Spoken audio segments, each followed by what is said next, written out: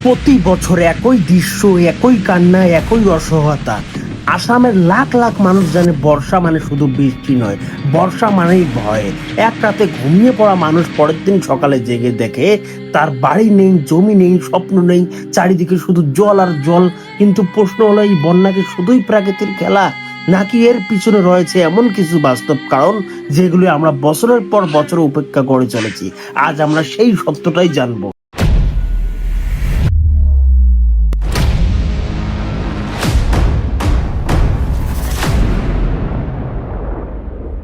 আসামের প্রাণ হচ্ছে ব্রহ্মপুত্র। বিশ্বের অন্যতম বৃহত্তম নদীগুলির মধ্যে হচ্ছে এটি একটি।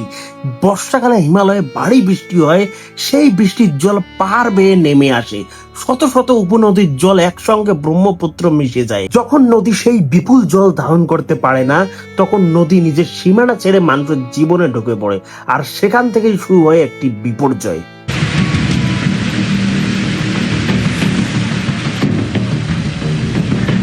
অনেকেই ভাবেন বন্যার একমাত্র কারণ হচ্ছে বৃষ্টি, কিন্তু বাস্তবতা আরো জটিল। বছরের পর বছর যখন পাহাড় থেকে নেমে আসা পলি নদীর তলদেশ ভরাট করে ফেলে, তখন নদীর গভীরতা কমে যায়, জল ধারণ ক্ষমতা কমে যায়। অন্যদিকে বন উজাড় হওয়ায় বৃষ্টির জল আর মাটিতে আটকে থাকে না, দ্রুত নেমে আসে নদীতে। এর সঙ্গে যোগ হয়েছে জলবায়ু পরিবর্তন, ফলে অল্প সময়ে অতিরিক্ত বৃষ্টির ঘটনা আগের তুলনায় অনেক বেশি দেখা যাচ্ছে। এই তিনটি কারণ একসঙ্গে মিলেই আসামকে বারবার বন্যার মুখে ঠেলে দেয়।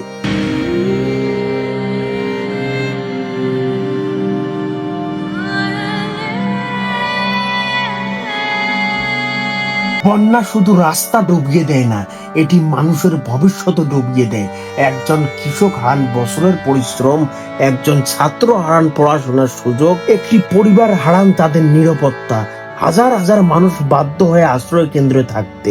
বিশুদ্ধ জলের সংকট দেখা দেয়, রোগ ছড়িয়ে পড়ার আশঙ্কা বাড়ে, এবং প্রতিবারই সবচেয়ে বেশি ক্ষতিগ্রস্ত হয় সমাজের সবচেয়ে অসহায় অসহায় মানুষগুলো।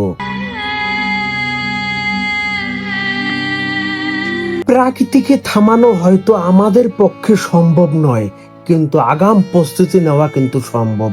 বন সংরক্ষণ, নদী ব্যবস্থাপনার উন্নতি, আগাম সতর্কবার্তা এবং দীর্ঘমেয়াদী পরিকল্পনা, এই সবই পারে ভবিষ্যতের ক্ষয়ক্ষতিকে কমাতে। একটি বন্যা শুধু মানুষের ঘর বাড়ি ভাসিয়ে নিয়ে যায় না, এটি মানুষের স্বপ্নও ভাসিয়ে নিয়ে যায়।